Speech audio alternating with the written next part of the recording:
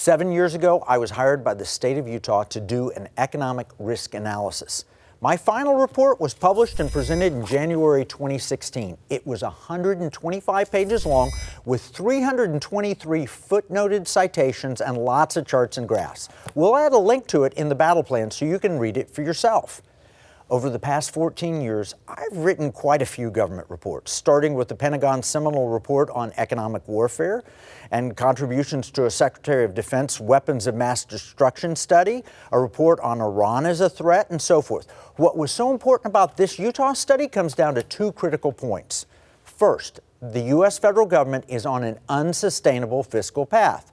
We can't print money fast enough to keep up with their spending. That's proven true, and my very dire warnings, they've turned out to actually understate the problem. The second point I made is that it will be up to the states and local governments to prepare to address the problem. That is absolutely proven true, even though most states have grown more, not less, dependent on the federal dole. Utah as a state is particularly at risk because so much of the state is owned by the federal government. When I presented this report, the official federal debt was a little over $18 trillion. That was January 2016. Federal debt is just past $30 trillion, and it's accelerating. What's worse, this debt has grown at a near zero interest rate. That's changing even as we speak because interest rates are rising. Let's use an analogy. It's like our entire nation got a teaser credit card with no interest and we maxed it out. Then the promotional no interest period expires. Pretty soon we'll be making huge interest payments. With inflation now reported at 7.5%, we would expect interest rates above that. Otherwise, you lose money when you buy American bonds. Let's just say interest rates went to 5%.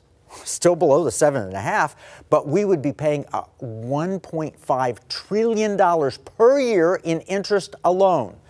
What if interest rates went to 8%?